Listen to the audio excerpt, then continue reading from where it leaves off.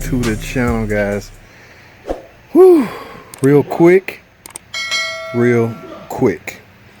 As y'all can see the mess here, what we're doing here is, you guessed it, transmission, guys. This is a 9-speed ZF transmission, 948TE, I want to say. The car is what is it? A little Renegade. Okay, now same transmission where they put in the Pacificas, the Cherokees, a lot of vehicles utilizing the front wheel drive setup. Most of them getting a 9-speed right now. But the unique and crazy thing about this one is its removal process. Okay, it's not your typical let it up in the air, drop it down. In fact, if you was to look up the removal process, it would likely have you dropping the complete transmission and the engine, bringing it out together. Okay, we chose to do it this way. I'm not sure if we saved time or not, because as you can see, we had to get rid of the whole front facial. All right, now I know you're wondering why we're replacing it in the first place. Before I get to that, let me just point out some good things that by the way, this car has like what I want to say 92,000 miles. It's a good time to go ahead and do things right now, if you're ever in this position. Okay, for instance, thermostat. If you've never replaced a thermostat, now is a perfect time to replace the thermostat. And as you know by now, you won't just get a thermostat. Thermostat is incorporated into the housing, so you would get that one unit. But thermostat I don't like the term go bad, but they do fail periodically. Okay, you will end up with a P0128 fault code. That's nothing unusual about that. Any kind of car, all cars, thermostats fail. I hate when people just pick on and beat up the Chrysler, Jeep, Dodge product. That is not how that's set up. Everybody have thermostats fail, is what I'm trying to say. Periodically, they just simply fail. All I'm saying, if you've never had yours done, now would be the perfect time to do it. Okay, because you right here. All right. So, like I say, we had to remove quite a bit of stuff to gain access. We just didn't want to bring it all out together, guys. It depends on your preference. Depends on how you're feeling that day. I mean, of course, you're going to read up and find out what do the manufacturers suggest. Of course, you're going to do that. At that point, you're calculating your brain. You stand in front of the car and just stare at it. I've been known to do that. Just sit there and stare at a car, scratching my head, trying to figure out my next move. And my next move always happened to be a decision that I make based off the way I feel at that particular time. Okay, now this particular time, we really just didn't feel like bringing it all out together. We didn't want to go through the hassle, although from the look of it, I don't know. Now the very next one, we probably do it that way, just to compare the two. Okay, just to compare. It don't pay that much, so you can't spend a lot of time on it. All right, so you got to be careful when you're playing with your time like that, because as you know, time is money. That's right. Everybody around here commission, guys. All right, so but we finally got it out. All right, so I'm gonna take a quick ad break. We're gonna talk some more when I get back, guys. Don't go anywhere. Stay tuned. I will be right back. All right, guys, let's go over a few things about this transmission. Like I say, this is a 9-speed. Now, this particular unit, I think they had it in some aftermarket shop. She had trans problems, and she decided to go to, I won't call the shop name, I'll just name it Joe Blow's Automotive. And naturally, what Joe Blow Automotive thrive on is services. There's nothing wrong with that. That is practically normal. We thrive on it, okay? Necessary services. So he essentially sold her a trans flush. Now bear in mind, this is electronic transmission, okay, 9-speed. Has its own module called a TCM, transmission control module, okay? From time to time, Chrysler will put out a flash update that will help with transmission shift improvement. Okay, this one likely had that, especially if she never been to a dealer. They pretty much all have an update. Every 9-speed that was manufactured some point in time and another, they have a transmission shift improvement update available. Okay, you just have to get to the dealer where they can do it. Now let me finish. So they end up selling her a service. What do you know? A transmission flush, not a service. To properly service these, you have to split it up. The filter is inside, by the way. And I don't know anybody that want to take their transmission out just to replace the filter. So they sold her a flush. Okay. Now I don't know if you know this, but the 8 9-speed transmission fluid is extremely expensive. This transmission fluid, ladies and gentlemen, is red. So I'm not saying he went in with the wrong transmission fluid. I'm just saying he went in with the transmission fluid that the manufacturer do not suggest. They only suggest you put in 8 and 9-speed transmission fluid in this transmission. Now, is that the reason her transmission failed? I don't know. We don't know. No one will ever know. We just know once we see that, we obligated. It's hard to recover from that. Okay, so we're not into taking chances around here. As y'all know, most of the dealerships are lawsuit prone. Everybody want to sue the dealership. So our bosses and owners are on top of that and aware of that. So they sometimes will make the decision for us. All right. So like I say, they end up getting a flush. Transmission just failed. Torque converter code. What else? There's another kind of code. Internal codes. I have to put them in the description. But at any rate, transmission stopped shifting.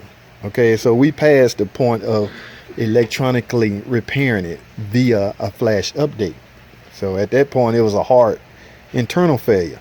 Like I say, we'll never know, or I'll never know. I can only suspect that fluid caused that. Now, there's some red fluid that Valvoline make that's supposed to be compatible with this.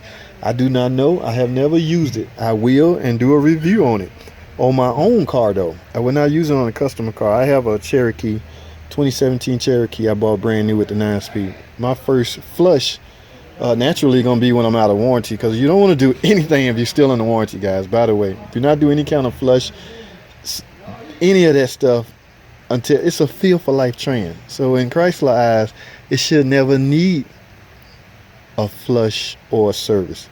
But I have a difference of opinion in that, and I will not share that on this video. All right.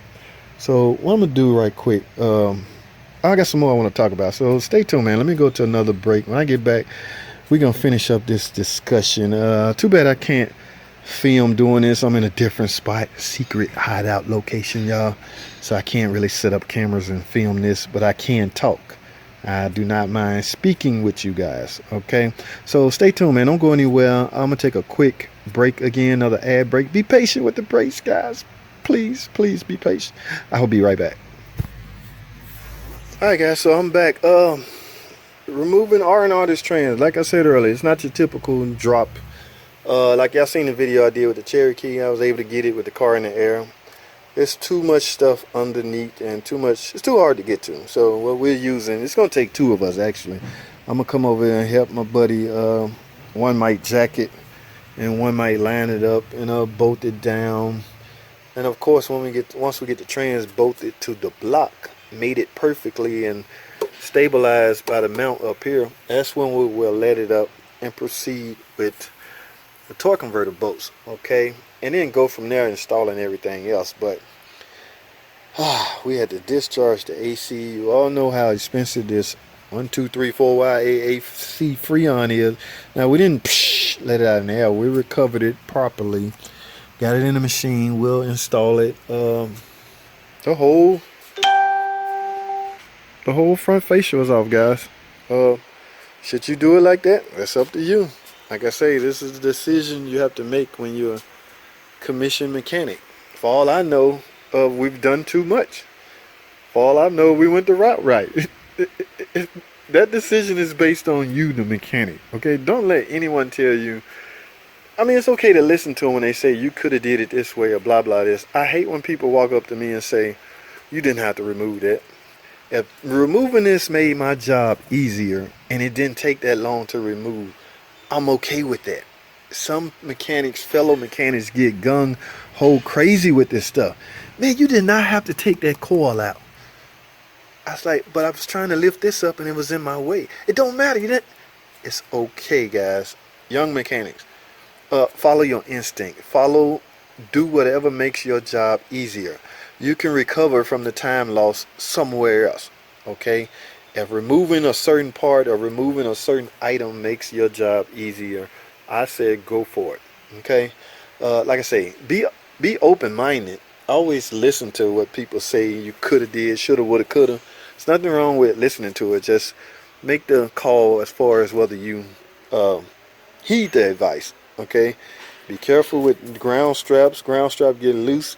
There's important ground straps that go here. Make sure you put them all back. I don't know. I'm talking as if y'all getting ready to do one of these. I'd say 5 years from now, this video I'm recording right now will be highly popular because this car will be 5 years older or 6 years. I think this is 2016. So this car will be, help me with the math, maybe 5 years older by then. So everybody will be, it will be time for a transmission. Transmissions fail, people. That's what, things fail. Engines fail. Transmission fail. It doesn't matter the manufacturer. Don't matter if it's Chrysler, GM, Ford, Nissan. They all fail. This same transmission is in Honda, Fiat, a lot of other products. It's not just in Chrysler, so you can't blame a transmission failure on a particular manufacturer. Okay? Some manufacturers don't build the parts that they have on their car. So easy on the Dodge ain't nothing. Dodge is junk. Chrysler this, Chrysler that. Like I say, I'm open-minded to any open discussion, but when you just feel like you got to dog out a particular manufacturer, I don't get on TV or internet and go, Ford ain't this, Ford is that, Nissan is garbage. No, I'm open-minded and I understand that things fail. Now, a particular brand may fail more than others, but that's up for discussion. So guys, I'm gonna wrap this up. My guy went to take a break. When he get back, we're gonna jack this up, make this to the block, bolt it down, and we're gonna proceed to finish the installation. And it's about 5 o'clock now, so by tomorrow this will be done. No big deal. Who knows? No big deal. It'll be done. Then we will think about these controllers. Like, this is a new controller. It has to be married to this car. If you do not have a scan tool that will perform that function, you are wasting your time. I had a customer tow their car into the dealer for me to do that. Could you imagine your car at a shop getting a new transmission? You're not able to drive it out. You have to tow it out. That is so embarrassing, guys. So make sure your scan tool will allow you to do certain functions on these modules, in this case the TCM. Okay, so that's all I have, guys. I'm gonna wrap this up. I have talked enough. I got work to do. Thanks for watching. Comment, subscribe, and I'll see y'all on the next video.